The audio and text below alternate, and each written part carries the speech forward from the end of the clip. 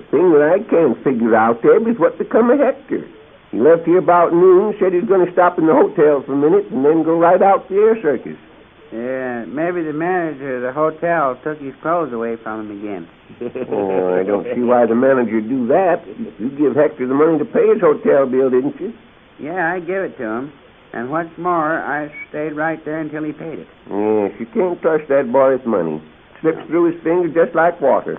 I figured the whole trouble with Hector is that he was just scared out, that was all.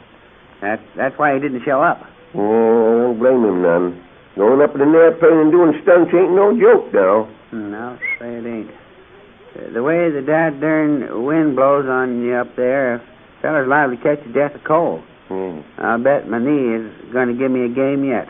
Well, I always told you ought to do something about that knee. Why don't you quit messing around with it and go and see a real doctor? I did go see a real doctor last spring. He gave me some pills for it, but they didn't do my knee no good. They didn't? No, the darn things kept rolling off. Oh, but you darn fool. You wasn't supposed to put the pills in your knee. You're supposed to take them in your stomach. Shucks. There ain't nothing wrong with my stomach. I know it, but that's the way to get the pills to your knees.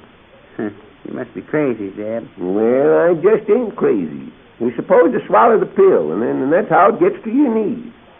Crazy and a loon. How would a little pill no bigger than a BB shot have sense enough to find its way to my knee? Oh, but that ain't the idea. The pills has got drugs in them. Well, what kind of drugs? Oh, I don't know. Calomel, I reckon. Oh, calomel's no good. I wouldn't walk across the street for that kind of pill. Yeah, so that just shows you where you're wrong. I guess you ain't seen the signs, have you? There's lots of fellas that walk a mile for a calomel. Ah, sure. Yes. You know, I've heard tell that a bee sting will cure rheumatism, too. Yeah, but look at old Pop Squares. He was all stove up with rheumatism. Had it so darn bad that he couldn't move hand or foot. He did, huh? Yes.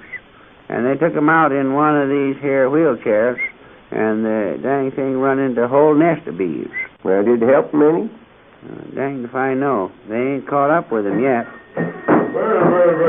Good morning, gentlemen. Good morning. Oh, how do you do, Mayor Schulzenheimer? Howdy, Mayor. Glad to see you. Yes. Is there something we can do for you? No, I was just driving by, and I thought I would drop in and see how you was after your airplane ride yesterday. Was that the first time you was ever in a plane? No, that was the last. Yes, me and Eb don't want to fly no more airplanes. How'd the air circus come out, Mayor? Oh, just fine. Major Barnes took in over $500. Well, you know he's going to put $500 more to it and give it all to the women's clubs. Oh, my, he's a fine young man, that fella. Ah, sure.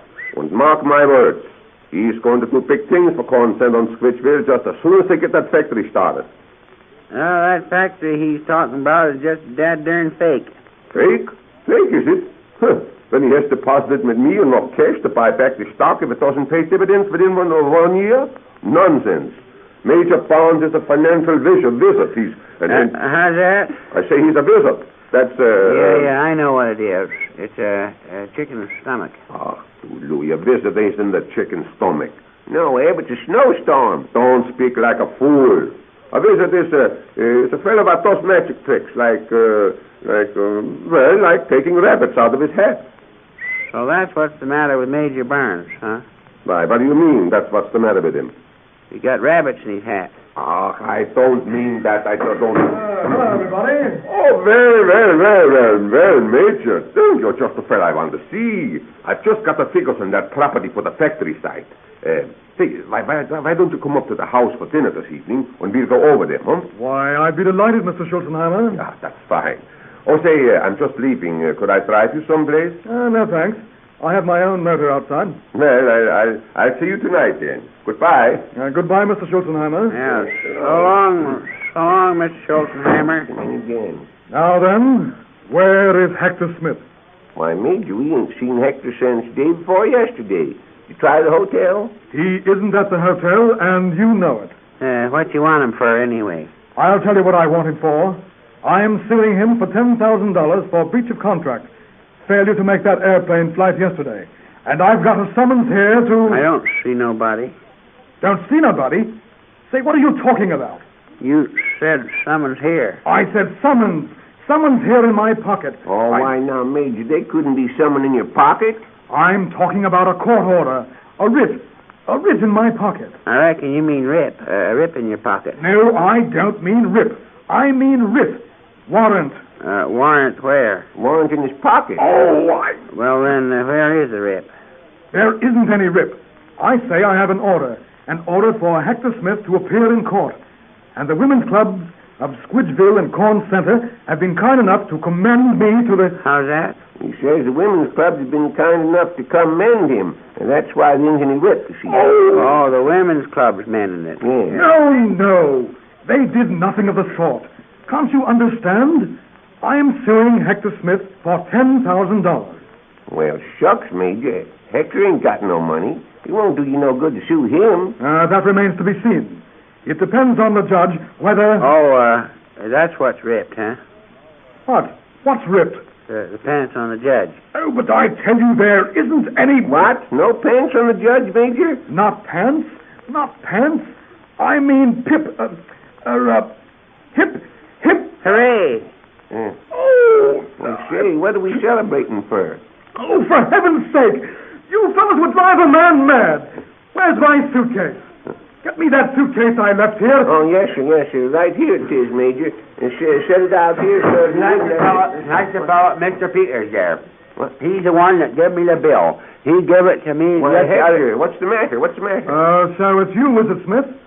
Well, I have a court summons here for you to appear... Now, hold on. This young man's got something more important on his mind than a court order. He's facing a charge of passing counterfeit money. Counterfeit money? Why, Hector... Yes. That $20 bill you gave me to pay my hotel bill was counterfeit. They had me in jail since yesterday noon. What? Why, I can't believe it. Yes, Why, that was one of the 20s we changed for Major Barnes. I say, I'm awfully sorry. I must replace that, Mr. Winterbottom. Of course, I had no idea. Major Barnes. So this is Major Barnes, eh? Yeah, certainly is. Really, I must be getting along. No, not so fast, young fella, not so fast. What do you got in that suitcase? Why, nothing. Nothing of any importance. You just have a look. Let me have that. Oh, but I say... You heard what I said. Give me that suitcase. Let's see here. Oh, gosh sakes, it's full of money. Why, Eb, look, $20 bills. Look. Well, by the Ginger River.